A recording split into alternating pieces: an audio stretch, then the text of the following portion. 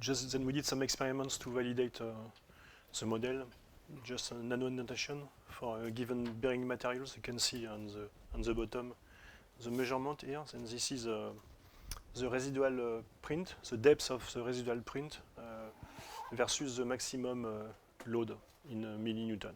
And you can see that we have a good agreement between the two methods. This is the first type of validation. This is for the AISI 52100 steel. You have here the parameters of the Swift law.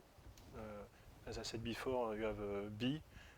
Here, B is a constant when you have homogeneous material. There is no surface treatment here. Then B is the same at each depth of the material, and you have two constant C and the power here.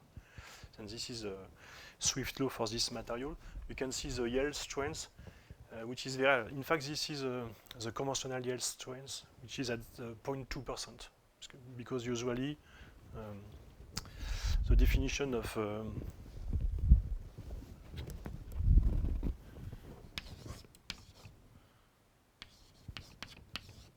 is at 2% of a plastic strain.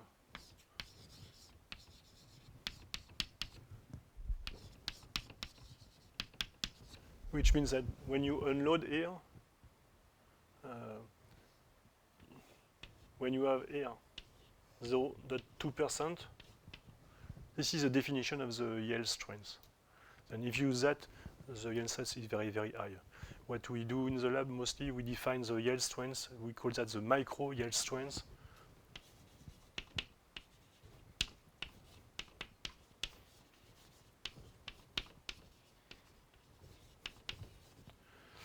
We define that at 20 micro strain, which is 20 10 - 6.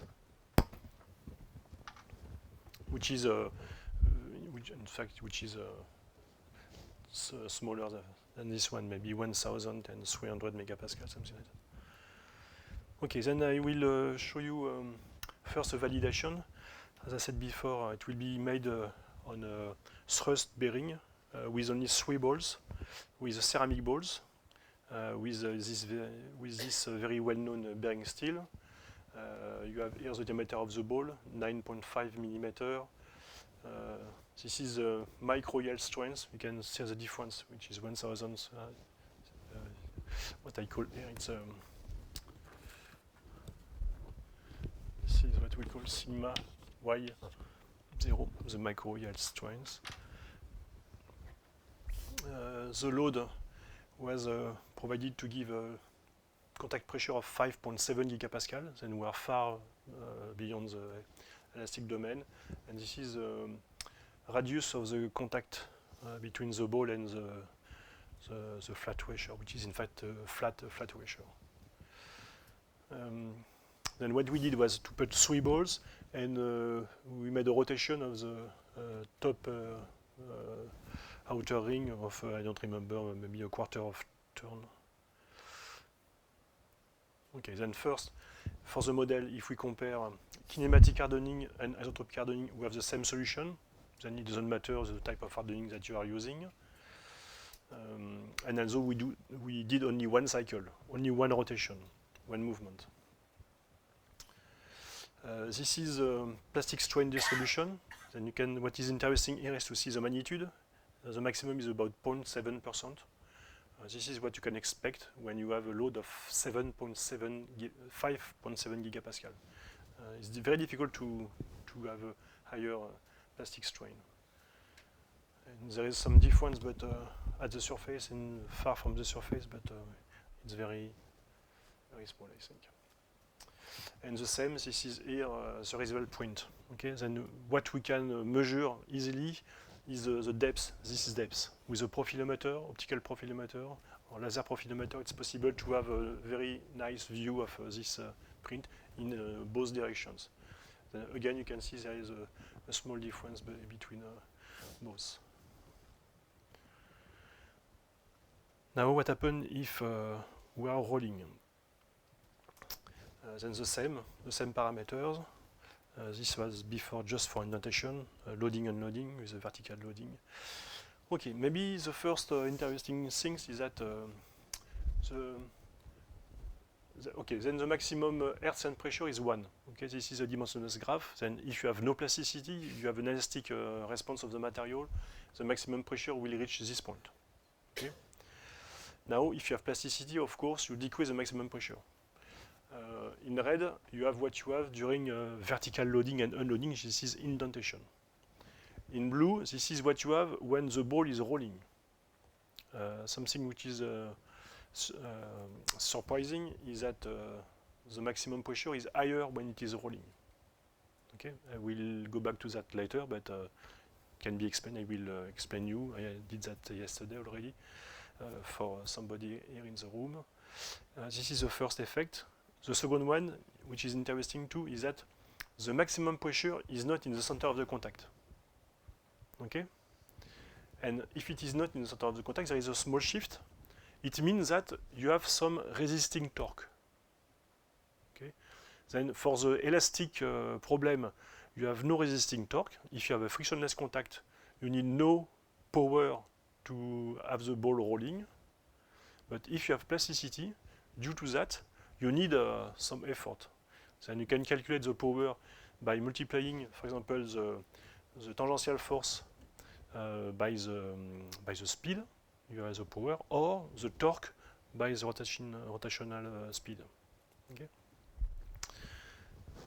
I don't know what there is after. Okay, then why? Then this is what we call an apparent friction coefficient. There is no friction, however, you may observe some apparent friction coefficient.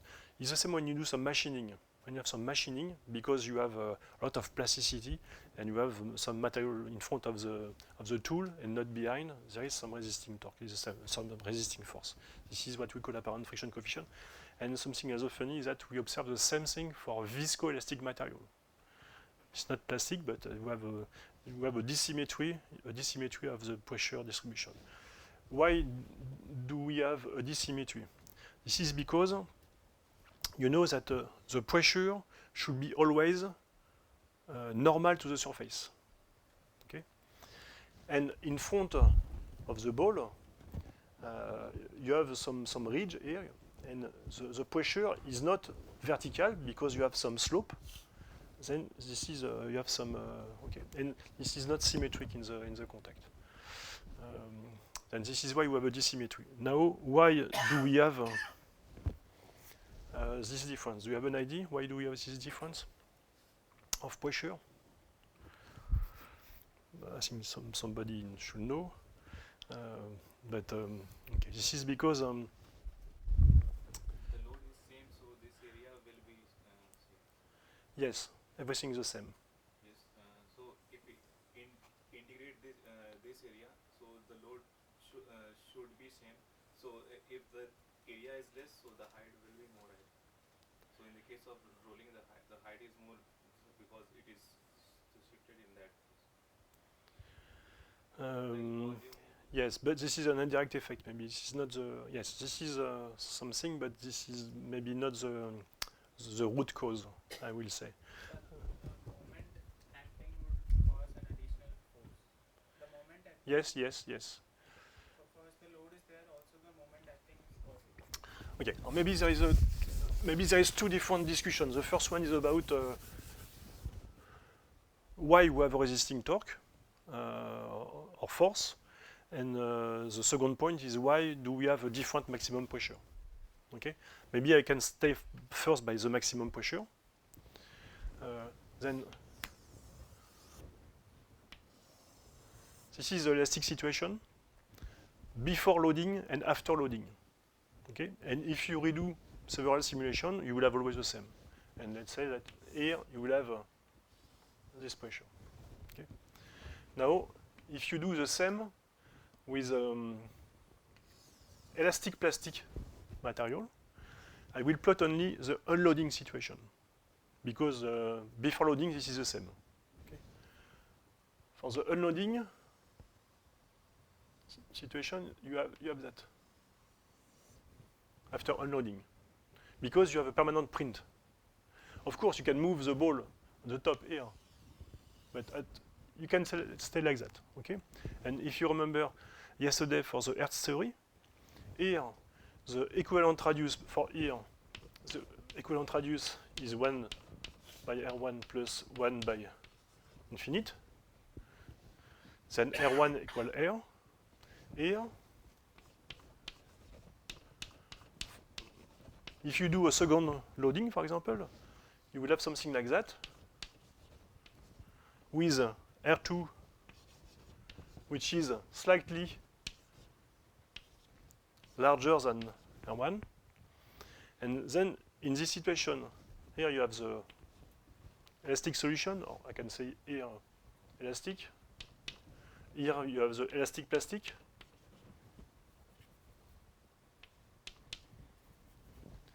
And here it means that this radius is larger than this one. Okay, because now you have a conformal contact. Then this explains why this one you will have a pressure which is maybe this is not the scale, but compared to this one. Okay. And now, when you have a ball which is rolling, this is indentation only. If it is rolling, in fact, you have, let's say, from a bottom, a lateral view, you have something like that. Okay, and from the top view, you have here the groove, which is here.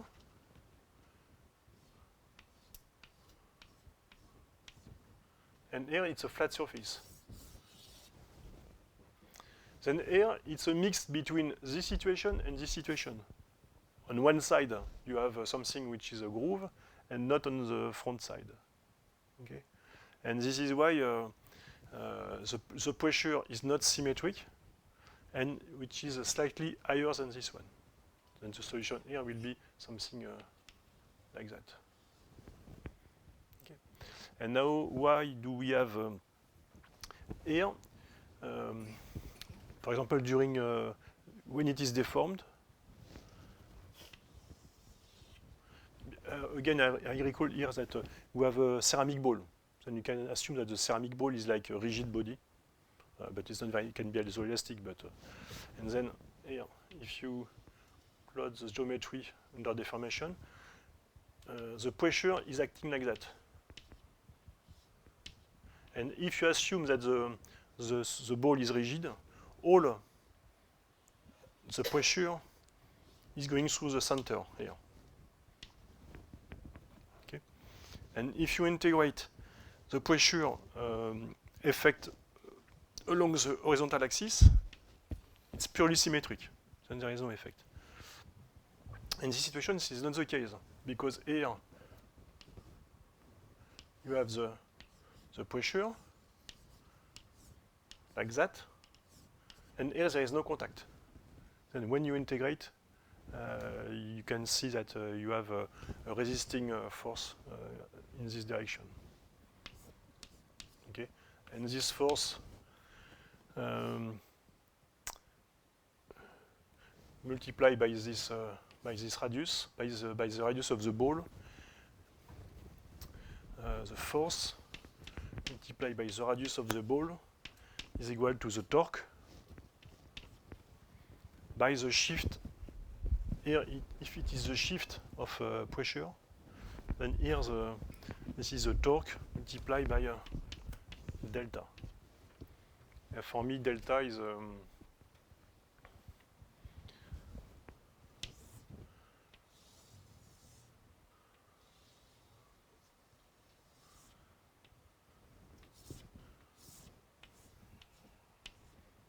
this is delta, which is very small. In fact, it's a few micrometers. But, okay, then. Should it be an angle, or that's the unique problem will come? An angle? Torque should be multiplied with an angle. Take it with force and distance. Yes. Okay. No, there is something wrong with it. No, it's okay. This is not correct. This is the normal load.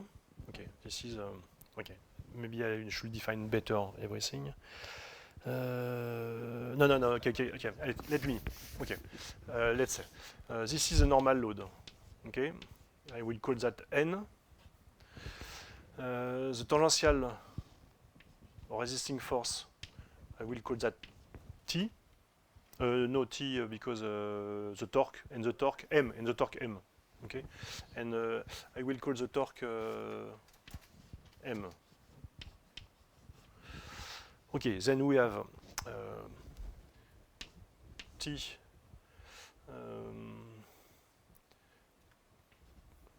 times the contact radius, the ball radius, equal N times the shift of contact pressure, and the torque M is equal to N times delta, which also equals to T times R, something like that. Okay, this is the torque.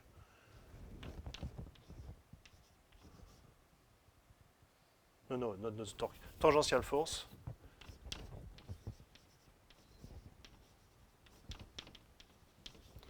This is a normal force. This is the torque.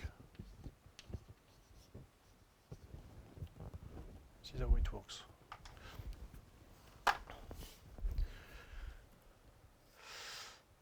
So, okay, this is maybe explained here. Okay, then now if you observe, if you do the experiments on a specific surface, this is what you will observe. Then in pink, you can see only the indentation. Then you have the arrow, loading, unloading. And now in blue, you have when the ball is rolling. Okay. Then here we roll several times the contact radius and we unload at this position. Okay. Then this is typically the shape of the groove created by the figure on the first slide. It was a picture of the beginning of that. Okay. Now, why do we have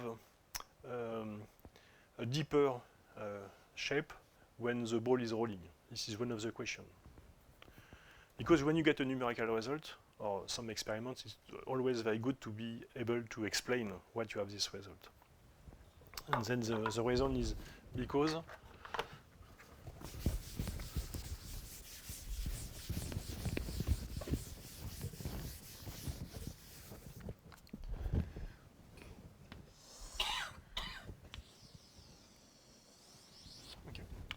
when you have some plasticity, it will start from the earth depth. For example, here you will have like that a few points that will plastify, and that will produce at the surface of the material something like that. Okay, and because in fact there is several cells, and each time you add the effect of one, you add the effect of the second one, and you make the summation, and then the total gives you something like that. Okay. Now, if the ball is moving to the right, you will have, again,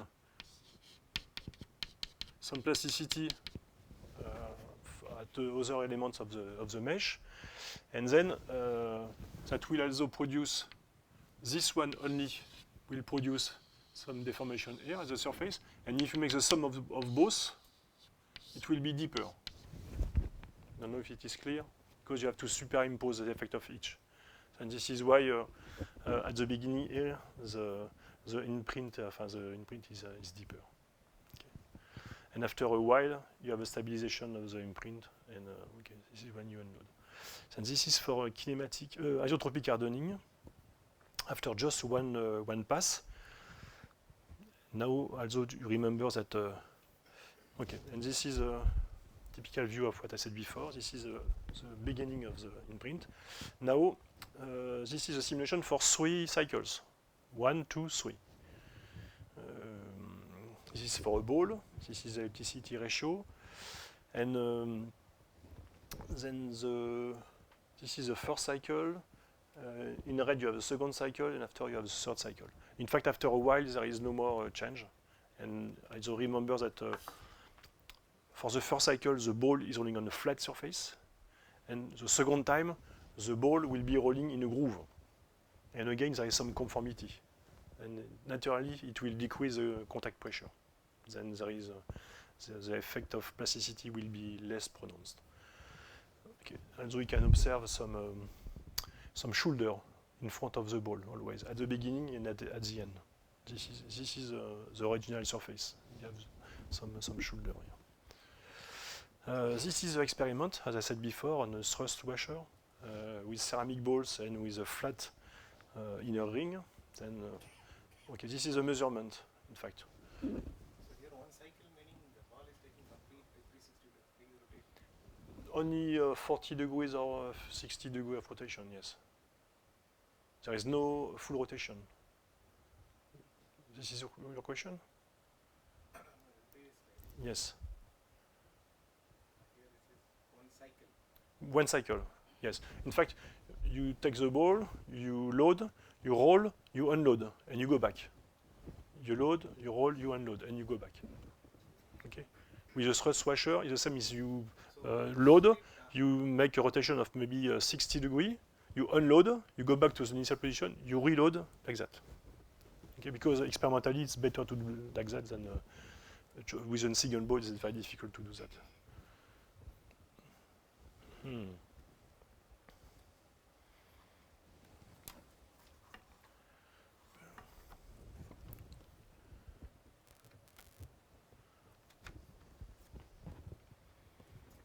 It doesn't take my computer.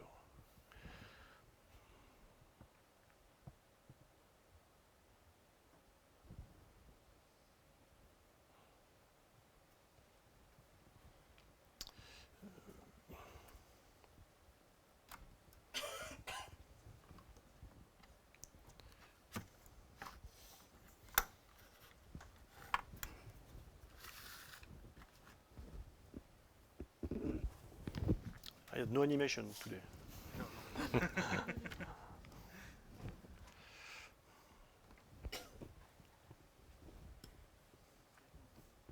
Okay, I will move to the computer.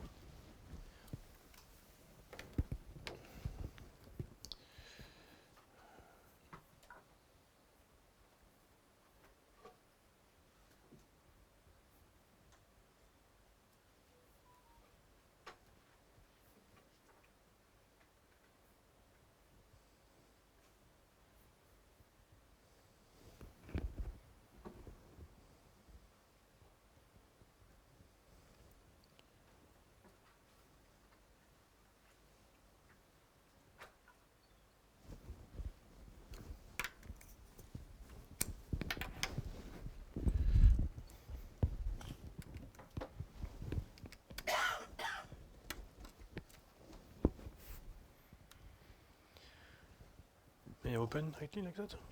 Or should I copy that on the... Okay. Yes, thank you.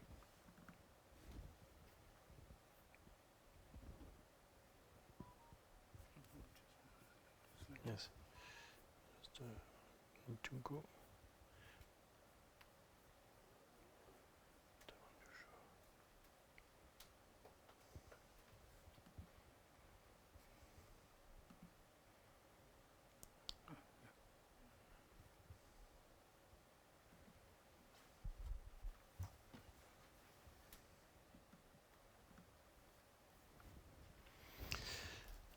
Okay, then this is the experiments, and for the same situation, then you have since we had 3 balls, we did some measurement for 3 balls with not a very nice profilometer, but you can see that the depth is the same. You have about the same geometry. So we did some experiments in the middle, in the steady state regime, in fact. And you can see for the 3 balls, quite good agreement. Okay, there is no fitting, just we took the material properties, we did the simulation, we did the experiments, and we compare the results. Okay, so just to explain you that we try to validate by some experiments. So this condition will be true for new bearings or even the old bearings? No, it's for a new bearing. For new bearings. Yes, a new. In fact, it's a specific samples. It's a flat washer, you know. It's a thrust bearing. Okay, once it run-in happens, so this effect will not be there. Like, let's say bearing runs for 100 to 1,000 cycles. No. It's just for a new bearing. New bearing. Yes, of course. If you have a used bearing, it can be different because you have already some plasticity inside, some residual stresses. Yes, this is for a new bearing. And okay, this is a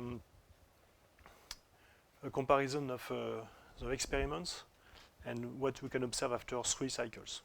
We did only 1 cycle for this experiment. And, okay. Then again, we have a good agreement, and also you can see that we can get the shoulder at the border of the contact. There is some roughness, but also maybe the profilometer was not excellent. Okay, then I like this picture because this is a good summary of many results. Then on the top left, which is not very important, is the von Mises stress. Okay. Then remember that the von Mises stress, the maximum, if it is elastic, should be not too close to 0.6. In fact, it's about 0.55, something like that. You can see that compared to the elastic solution, the maximum von Mises stress is smaller, which is normal because there is some plasticity. But okay. Now, what is more important, more interesting, is here. When you unload, okay, when you remove the load, you have here the residual stresses. Compared to this is dimensionless stress, then compared to the maximum Hertz pressure, then here you have 10%, which means that at the surface, you have nearby the surface, you have here about 10% of the stress, and here about the same, 10%. Remember that the pressure was 5.7 gigapascal, which means that here you have 570 megapascal, or maybe 670, and here you have something which is 500 megapascal, which is very, very high, very, very significant. Now, there is a problem with the von Mises stress. You know that von Mises is always, because it's a square root of terms, is always positive. And with that, you don't know what is in tension, when it is in compression. Okay? Then what is interesting to do is to work with mean stress, or what I call the hydrostatic stress. 1/3 of the trace of the stress tensor, which is an invariant. And when you do that, this is the value, you can find that here, this is negative, then here you have some compression, and here, this is positive, then here you have some tension. Okay? You have tensile stress here, here, here, and some compression stress here. Okay? Then this is in the middle of the steady state position. This is not at the beginning, not at the end, just in the middle. In fact, this corresponds to this dash line. Okay. And last figure, this one, corresponds in fact to this is a view of the plastic strain here. Then in this plane.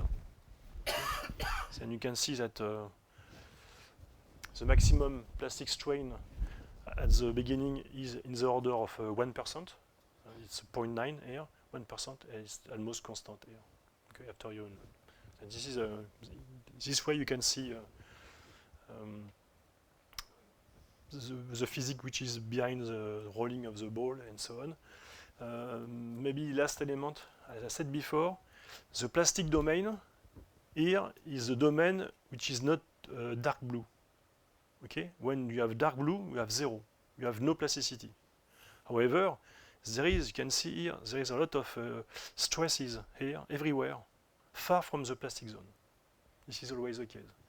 This is also when you do, for example, finite element simulation, when you have to transfer stress state from, for example, if you do a simulation, I don't know, a thermal simulation after you do a mechanical simulation and so on, sometimes it's better to transfer not the stress, because you cannot go to the infinite, but it's better to transfer inelastic strain due to this, because inelastic strain are always localized to the domain of interest. And this is a top view of the surface deformation. Then started from the left, going to the right. No, this is the opposite, I think, because this is starting from here. Then this is purely indentation unloading, and this is rolling, starting from here, rolling until the end, and unloading on the left. Okay. Then this is a plastic. This is a plastic strain. This is not the plastic strain. This is a mistake. It's this is residual deformation in nanometer. We'll correct that. Okay, now I go back to the difference between isotropic and kinematic hardening. Then this is for kinematic hardening. This time I will perform several rolling cycles. And what is interesting here is that first the print is different. It's not the same depth as when it is rolling than isotropic. And when you increase the number of cycles, this is the second cycles, third cycles, fourth cycles. Each time you do a cycle, in fact, you have more plasticity. This is due to the fact that with kinematic hardening, you have plasticity during loading and during unloading. Okay, like that. This is, I think I stopped at for 5 cycles. This is the explanation. In fact, if you plot the shear stress in the plane here, then there is a difference of sign. On one side, this is negative. In the opposite, this is positive. This is, for example, if x is the horizontal axis, if z is depth, this is tau x z. Tau x z. Okay, typically this view. Then when you move the load, you can see that for this point, you see a shear in one direction and another shear in the other direction just after. Then it implies that there is some plasticity during unloading at each time step. And this is why this is I recall just before the solution for the isotropic hardening, and this is the solution for the kinematic hardening. Then you have there is nothing to see.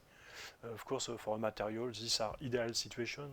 Real materials behave both isotropically and kinematically. Then you have to make a mixture of the two, of both, using, for example, a Chabosh law, something like that.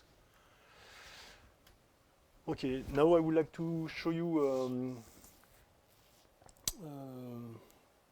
the effect of the ellipticity ratio, because until now it was only cylinder and ball. Now I will use an ellipsoid, such as in a real ball bearing. It's mostly an ellipsoid rolling on a flat surface, the current. Okay, then I don't remember when.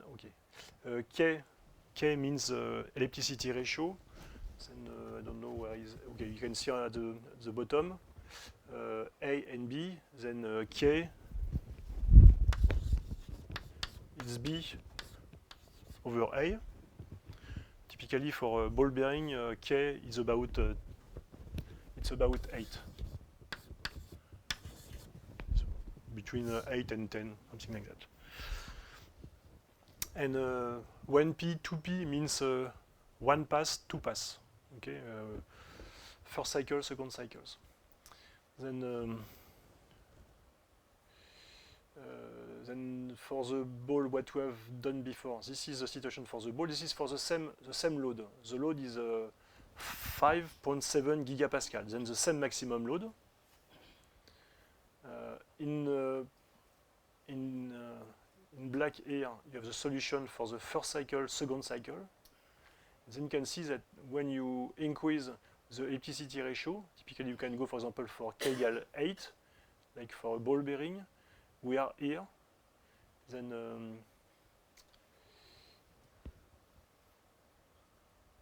I think this is this point. The first cycle and the second cycles are the same. There is no effect of the number of cycles. And you can see that the dent is shallower. Okay. And this is the transverse view. This view is plotted in the plane, which is here. In the dash line, you have a plane. Okay. And you can see when the ball is going to you, moving to you, you can see the solution here. It's for K equal 16. This is for K equal 8, then like for a ball bearing.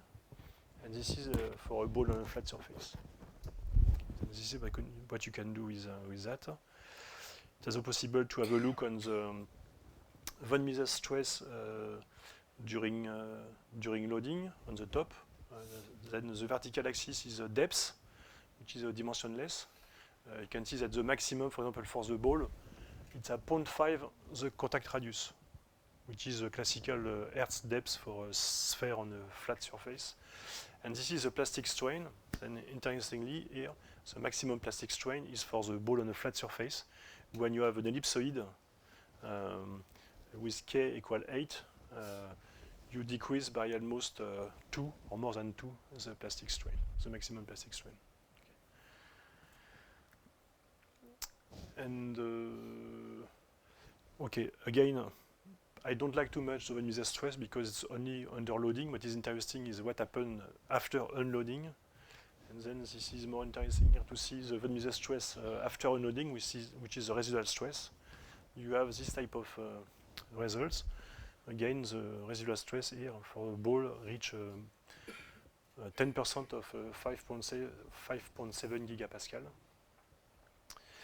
And here you have a view of the hydrostatic stress or the mean stress. Then near the surface, you have positive value, which means the tensile stress. From here, from this point to this point, it depends. You have compressive stress because the stress is negative.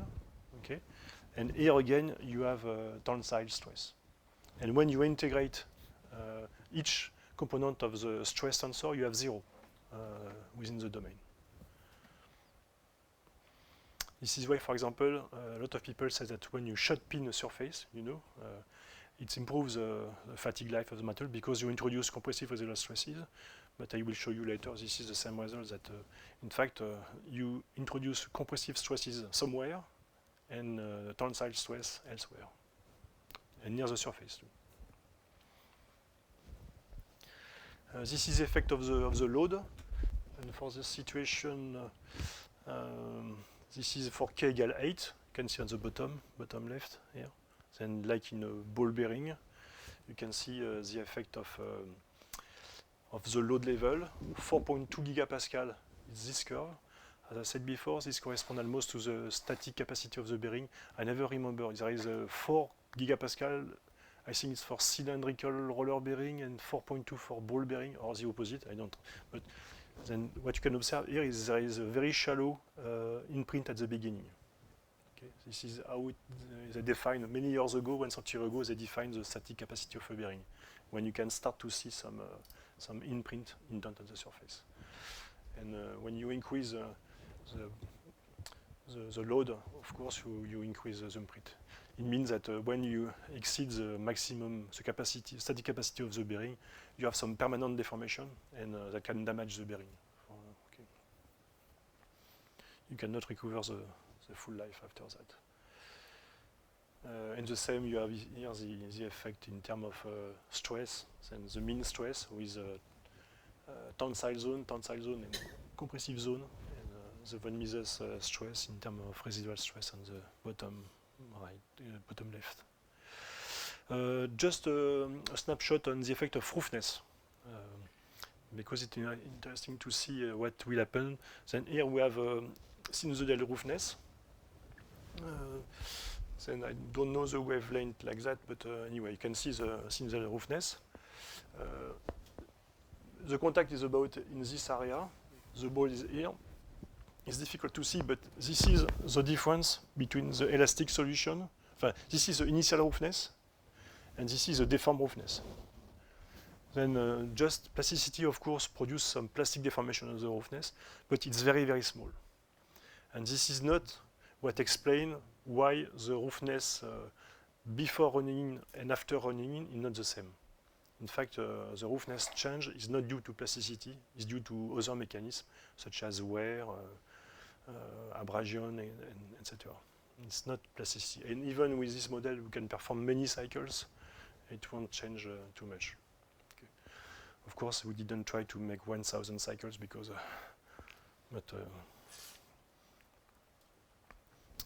this is the same simulation. This is a view of the roughness profile before and after rolling, and this is what happened at the surface, and this is what we call the residual displacement. Then this is on the top of each asperities, and this is a top view of this one, and this is a side view of the plastic zone, which are below each asperity.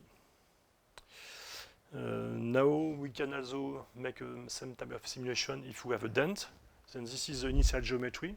You can see a dent here with the shoulder, which is a circular shoulder. The depth is 35 micrometers. It's a very big dent. The radius is 115 micrometers, and the shoulder here is 4 micrometers. Okay, this is typical of application for ball bearings with a very, very deep dent. And you can see the material parameters for M50 steel. M50 is used for aerospace, for hot bearings, main shaft bearings typically. If we just make a vertical load on the dent, again you can see something which is symmetric. Then this is the vertical axis corresponds to the contact pressure. Then the maximum reach 8 gigapascal when it is elastic. When it is elastic plastic, it reaches 7 gigapascal. Then there is a decrease, but which is not very, very important. Okay. And here in dash line, you have the earth solution without the dent. Then you can see that the presence of a dent modifies very significantly the pressure distribution. And this is for vertical loading and unloading. And now what happens if you have a rolling loading, then the same simulation, but this time the ball will be rolling. This is what you can observe. You observe in blue, so you have some dissymmetry of the, here it is the residual stress distribution. Then the black curve corresponds to the indentation solution, which is symmetric. And the blue curve corresponds to the rolling of the ball. Then what you can observe here is, for example, near the dent at the surface, you have some tensile stress near the shoulder. Okay. And sigma 11 is along the rolling movement. Then it means that here you have some stress, some horizontal stress like that. In tension, which explains why sometimes you can observe some cracks nearby the indent linked to this direction. Now, to finish with elastoplastic bodies here, I would like to show you a few results when now we have two elastic plastic bodies. Then maybe I would like to say something else before to present that. Then you can have, in fact, 3 different situations. The first one, you have one elastic plastic body. For example, in ceramic ball, there is a lot of hybrid bearings, for example, for machine tools or for aerospace. Then you can have one elastic body, one elastic plastic body. You can have two elastic plastic bodies of the same material, or you can have two elastic plastic bodies of very different materials. Let's say steel and aluminum. Okay. When it is the case, in fact, only the one which is softer will deform plastically. All the because based on the principle of action reaction, when you have two bodies, the pressure is the same on each materials, which means that the stress is the same in each materials. And then if you have a difference of the yield strength, only the one with a very low yield strength will plastify. And even 10% of difference on the yield strength will be sufficient to plastify only the softer one. Then here it's just the simulation when the two materials are the same. For example, if you take steel bearings, very often the balls and the rings are made of the same material. For example, 150, 52, 100. Then this is the elastic solution. Here in yellow and blue, this is elastic plastic solution. Okay, there is a finite element et puis or approach, but anyway, you can see that in blue, the maximum pressure in the center is higher than the maximum pressure when you have two elastic plastic bodies. Okay. Why? In fact, it is because the plasticity is divided in the two bodies. They share, in fact, plasticity. Then the level of plasticity is lower in each.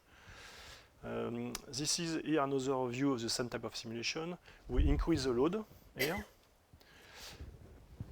This is then the plastic strain, and 0.2% correspond to the classical conventional yield limit.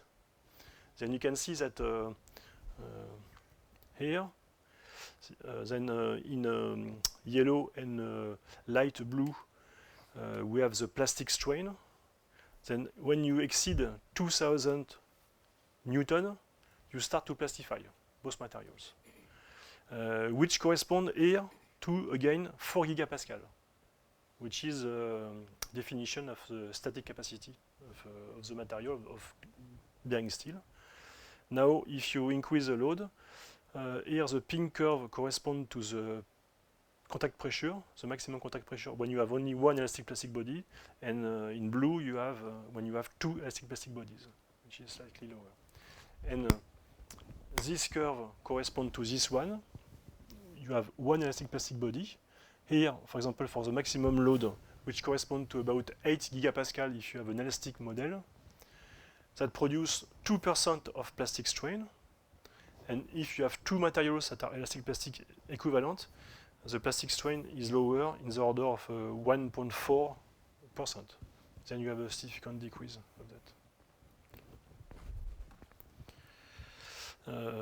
Okay, this is the same as this one.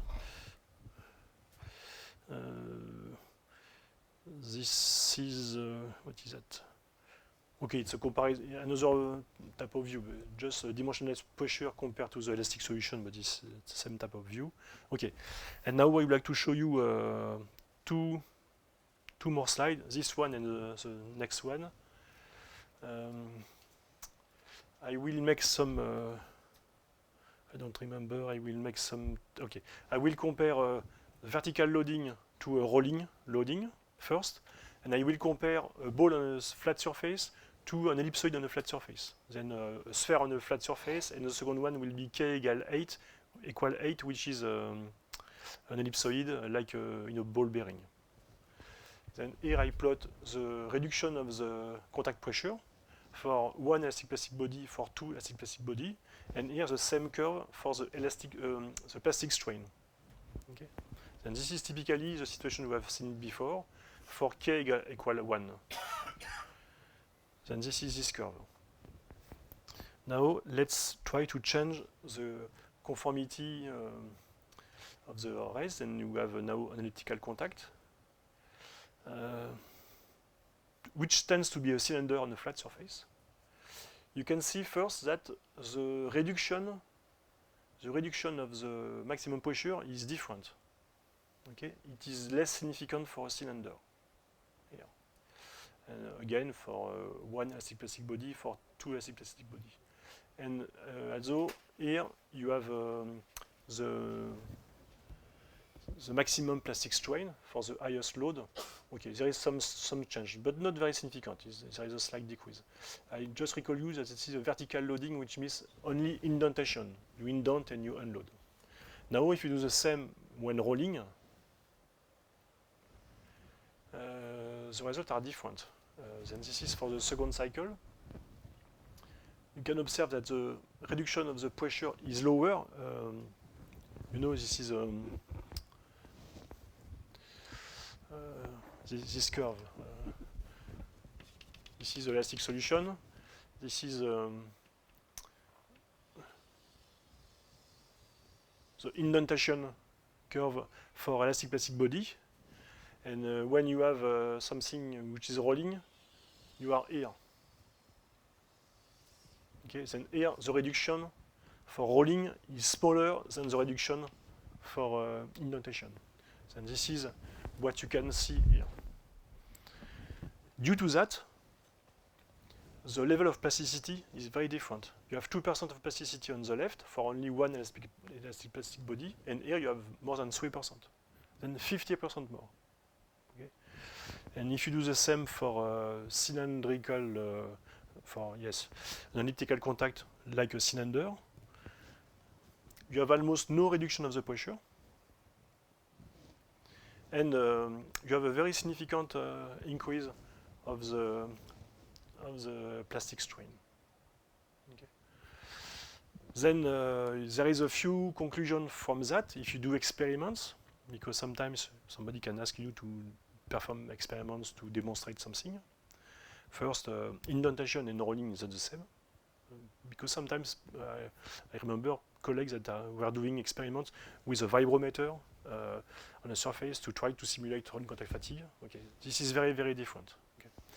And second point is that if you use a sphere, an ellipsoid, or a cylinder, you have a very strong difference. Okay. And why here the reduction is not significant when you have a cylinder?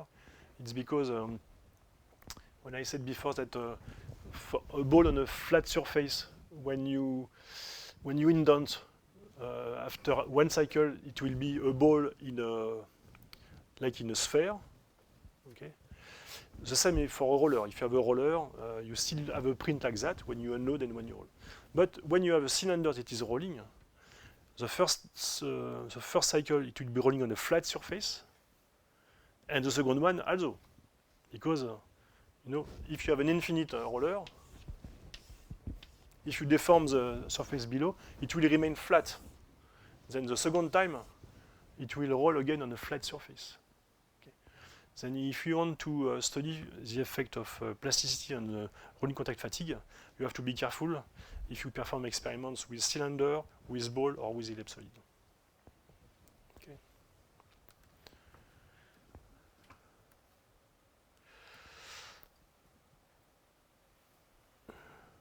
Okay, I will go quickly. Just I will skip many things, but maybe I would like to show you an application for impact. And this is the idea is to simulate shot pinning, and we were mostly working on ultrasonic shot pinning, a technique to treat surface. Then the first maybe idea is that it's possible to calculate analytically all the parameters of the contact when you have an impact. Here, V is the impact speed.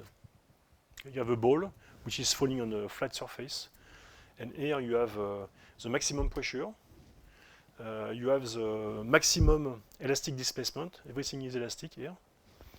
And here you have the maximum contact radius. Okay, everything is defined analytically like that.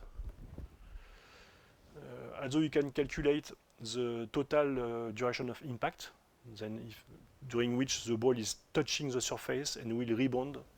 Okay, and when it is elastic and frictionless, the rebound speed is the same as the impact speed. we say that the coefficient of restitution equals to 1. This is some order of magnitude for ultrasonic shot pinning, which is they are using very often ball of about 4 mm. The speed is ranging from 10 to 40 meters per second. In fact, you have a chamber, you have a piezo actuator that is vibrating at 20 kilohertz, and depending on the number of balls in the chamber, balls are rebounding everywhere, and they will impact the surface of the specimen you want to treat. And the impact time typically is lasting about 10 microseconds, and in fact it's like a quasi-static analysis. There is no dynamic effect. Then you can do a quasi-static model. Also some other parameters, the depth which is treated, and also the strain rate. The strain rate is very interesting because when you have to characterize a material, most of the time these are quasi-static experiments, and and then here the strain rate is 10 to the power 4, which is at the limit of quasi-static. I think should be careful maybe with this with the material properties you use. Okay, this is typically a plot of speed versus time. Here the time is in microseconds. This is for a ball of different diameters, 0.15 millimeter. In blue here, this is for a ball of 1 millimeter of radius and 2 millimeter of diameter. This is, I don't remember for which diameter, but this is the effect of the impact speed. Okay, then here you have 80 meters per second, the light blue line. Okay, you can skip that. I will show you some results. Okay, then this is force versus displacement. This is the elastic solution. This is the elastic plastic solution with a speed of 2 meters per second during the impact, and loading, unloading. The solution for 10 meters per second, loading, unloading. And here the solution for 40 meters per second. And here you have the residual print that you can observe on the surface. This is a comparison between elastic and elastic plastic. Then this is the elastic solution impact. You have on the ordinate, you have the speed divided by the initial speed. Then, of course, you start from 1. And then here, the speed here equals 0, which means that the ball is at the bottom and will start to rebound. Okay? And because this is elastic, without dissipation, without friction, when it rebounds, the speed is -1. In fact, we say that the coefficient of restitution equals to 1 because we take the absolute value of that. And now if you do the simulation with elastic plastic material, here in green, you can see that at the end, the rebound speed is lower than 1. And this value is a 64% in absolute value, which corresponds to this value. Okay? So this is a way to predict the coefficient of restitution. Okay, I can skip that. Maybe this is just okay. You can observe the pressure distribution. You can see that it is flat at the surface. It depends on the speed. This is a very low speed, 2 meters per second. You have only a small plasticity, 1.5% of plasticity. You are here on the graph. The maximum pressure is 5.5 gigapascal. Now, if you increase the speed 10 meters per second, you have a very significant maximum plastic strain, which is 4%. And you can see the maximum pressure, which is almost flat. Maybe, I didn't know if you observed that, but it's not only flat, there is some hole in the, okay, there is some maximum pressure at the border. It's the same if you do simulation for indentation with Abaqus with a finite element code. You will observe that when after a given load, you have a maximum which move at the border of the contact. And now if we increase again the speed up to 40 meters per second, this time we have a very high plasticity level, 11% of plastic strain, and you can see again a very different pattern of the plastic of the maximum pressure, of the pressure distribution, with some hole in the center. The mesh is quite coarse here. And these are the results for the equivalent plastic strain. On the left for 10 meters per second, on the right for 40 meters per second. You can see that the maximum plasticity now is at the border. Okay, at the beginning it was at the Hertzian depth. Now it is at the border. Then you damage, in fact, damage the surface of the material.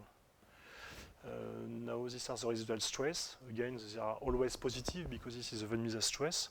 You can see some bond, but without the idea of the sign. And you look at the hydrostatic stress on the left. Here you can see that here you have compression, and here you have very high tensile stress at the border. Okay, and between this is also compression state, and here it's slightly tensile stress. It's possible to perform also several simulations at different points. We did that, but I will not speak about that. Okay, again, the same type of curve for another speed, I think, 40 meters per second. And this is okay, the imprint. Okay, so that when you remove the load, you keep the permanent deformation of the surface. Just now, I would like to discuss about the coefficient of restitution. That we did some simulation and with comparison with the literature, especially with Jackson. Okay, then now we can predict the coefficient of restitution. Then, for example, I don't remember what he did exactly, but the full line in black is some analytical solution from Johnson book. There is some simulation by Zhang with a square symbol here, and we did some simulation with our model. We have quite good agreement between them. And I don't remember the model of Thornton and Henning, but okay, just to say that with this approach, we are able to predict the coefficient of restitution, which is the ratio of the rebound velocity over the impact. No, this is E. E is the coefficient of restitution, and this is the velocity in a dimensionless form, which means that Vy corresponds to onset of yielding. Okay, then when you have Vy,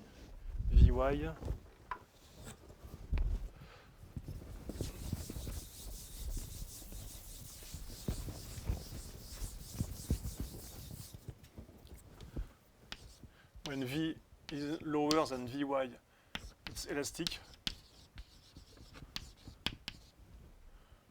V equal Vy.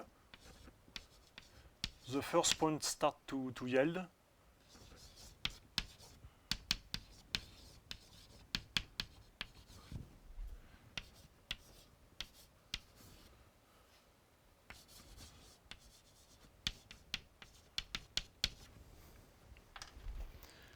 And in fact, you can see the value 400, 600, 800. I mean, it's very easy to impact something, to mark something. If you let fall a ball, for example, a metallic ball on a steel flat surface, you will mark the surface, even from 1 meter or 2 meters.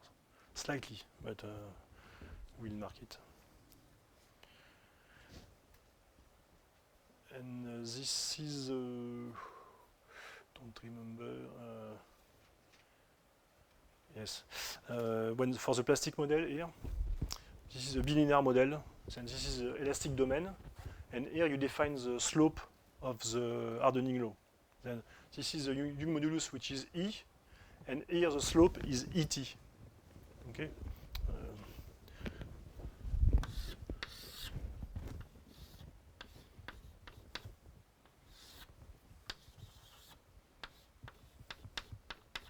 And ET defines the hardening of the material.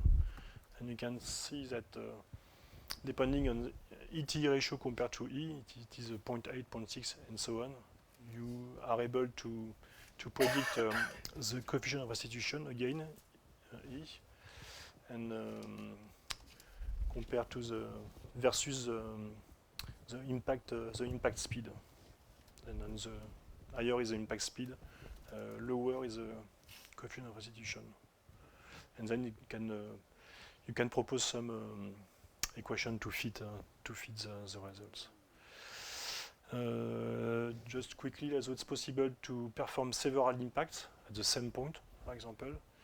Then here you have, again, for different ratio of hardening law. Then this is the first impact, second impact, third impact, and so on. You can see that after a while, there is no more plasticity. I mean, even if you have an elastic plastic material, if you hit him always at the same point, after a while, it will behave perfectly elastically. There is no more plasticity, no more dissipation, in fact. And the same here, if you tend to much more impact than 10, it will be the same. Just 2 more slides to finish with that. This is typically a chamber to treat materials. For example, they use that in the nuclear industry when they weld some component. They do not want to use shot pinning because shot pinning you have a lot of balls. You should remove the balls. It's very dirty and it's not allowed in a nuclear environment. But it's possible to use ultrasonic chamber like that. Then they put the chamber on the part that has been welded, for example, and grinding after that. And they use balls, and the ball will impact the surface. And they can at the end remove the chamber and take all the balls. And it should improve the life of the components because it should have introduce some compressive residual stresses. And this is principle. Then when you do tests in a laboratory, we use what we call a Allman specimen. It's a small plate of metal, of the same metal. You have some, you hold the plate on a flat surface, you impact it like that, and during 1 minute, 2 minutes, 30 minutes, and depending on the number of balls, depending on the time and so on, you can see the effect of the treatment. And this is typically the equipment that you can use. On the bottom, you can see the plate to make the test. You can see on the top the chamber with all the balls that you have. And this is an example of test. Here, this is a test. You can see because before there is some, you mark the specimen with some color to see the number of. You can count the impact here, for example. This is after 17 seconds. This one is after 34 seconds, and so on. This is a little more than 1 minute. And for example, for this specimen, number 10, it's after 4 minutes and a half. This is for 9 minutes. You can see that after 4, 5, 6 minutes, all the surface is treated. Okay. And then after that, you remove the screw, and you see the plate like that. It will bend, and we measure here the distortion of the plate, and you can see an example here of measurement. This is in millimeter, and you can have here for the specimen number 10, this one or this one, about more than 2 millimeter, which is very, very significant. Okay. This is practically how you do when you want to perform such type of ultrasonic shot pinning. And that's all for that. I will continue this afternoon. And we will speak about heterogeneous materials and what happened for rolling contact fatigue applications, and also for composite materials, and also for if you have some fretting load movement on that. I will present that. Okay. That's it. Bon appétit. Just a question that ultrasonic shot pinning. yeah, so how do the balls, how do you activate the balls? You have a piezo actuator, which is vibrating at 20 kilohertz, 20 or 30, usually it's 20 kilohertz, and the movement is about 100 micrometer. Then it's vibrate like that. The amplitude is about 100 micrometers, and it makes the ball moving, shocking each other, and they are moving everywhere. What are the balls? Are they metallic balls? Yes, always metallic. And what size approximately? You can put whatever you want, but typically, from what I know, they use about 4 millimeter balls. So controlling the velocity of the balls is on the. Sample is under vibration. The sample is? Sample is under vibration. No, not the sample, the balls. The sample is static, is stationary.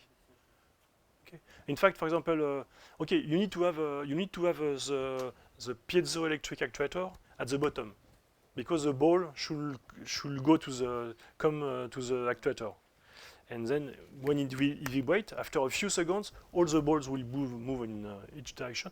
You can predict that. Some of my colleagues in France, they are doing very nice software to predict the movement of the ball going everywhere, and then you can calculate the impact of speed.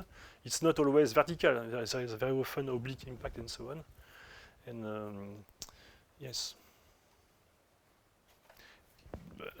Now, because after 2 days, you know that for the Hertz theory, for me, the ball has no dimension. I don't care about that. But bigger is the ball, deeper will be the treatment, because the Hertzian depth is typically linked to the contact radius, which is linked to the diameter of the ball. Then, And also the velocity. as the velocity, yes. So velocity is controlled by how much of. In fact, the velocity is mostly controlling if you have in the elastic or elastic plastic domain. Higher is the velocity, higher will be the plastic deformation. And the size is mostly related to the depth you treat. For example, for aerospace, although sometimes they shot pin the blade roots, but with very small balls, less than 1 millimeter. And just when it is 1 millimeter, you cannot expect to have a contact radius bigger than 50 microns. Then if it is a ball, the Hertzian depth will be half of 50 microns, which will be 25 microns. Then it's difficult to treat something deeper than 25 microns. With a 4 millimeter ball, you may expect to have something maybe up to maximum 100 or 200 micrometers of radius. Then maybe you can treat 150 or 100 micrometers at the maximum. If you use a ball of 10 millimeter or bigger, you can treat 500 micrometers. And the size is very, very important. Generally, what is the size of parts? What is the maximum part size you can use in such kind of package? In fact, there is two possibilities. The first one is you can put the part inside the chamber. Then you will treat all the face of the part. Although you can mask some face if you don't want to treat everything. Then you can have a large chamber, maybe I don't know the maximum size, but maybe 500 millimeter, for example, by 500 millimeter. That's possible. And or you can treat a very big component, and you have you put your chamber here, 2 minutes. You move 2 minutes. And like that. And when you have a welding pass, for example, you can follow the welding. Okay. When you have a welding, in fact, you remove the over material, you green the over material, and after you move your chamber like that. Will that ensure like we are having uniform? Yes, you know, for example, you did first some Allman test. Then you can determine that with the configuration, you have about 2 minutes or 4 minutes of treatment for each surface, and then you define at which speed you move the chamber to have something which is uniform. You have to make some trial before. So I'm curious on rolling on dented surfaces. Yes. Is there any constraint or limitation for shape and dimension, especially width and depth of the dent?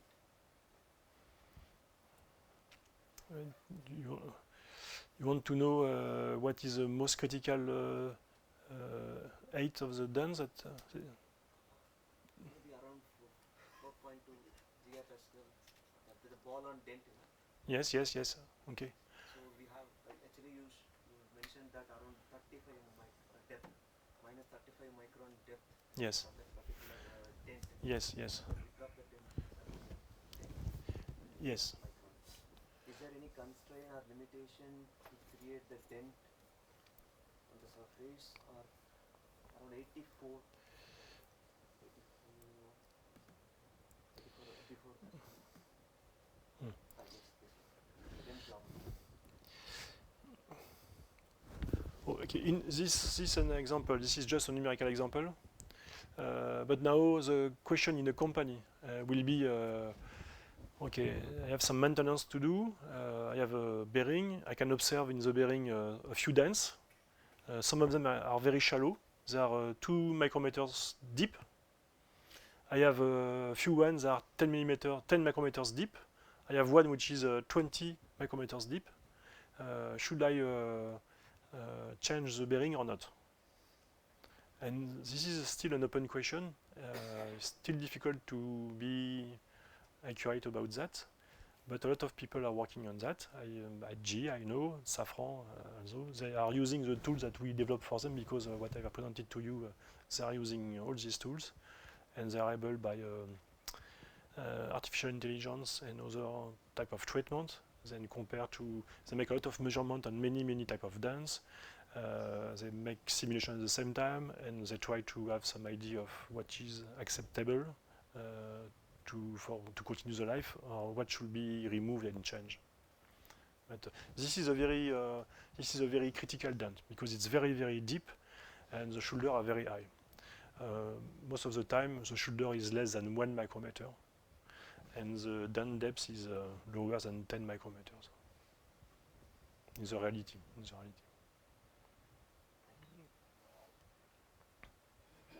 I will show you the last day. I have something about a crash of an helicopter, and that will be my last talk. I will explain you the complete process and compare to experiments and to a real situation.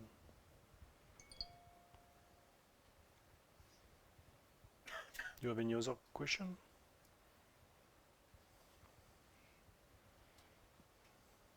Let me keep in mind maybe the physics that is behind everything. I think it's more important than equation. Equation is only important for those that would like to do the same, redo the same, or develop their own model. But the physics, I think, is more interesting and affordable.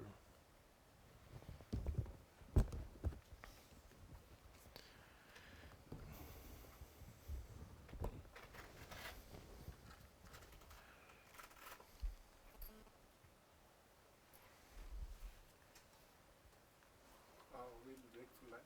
Yes?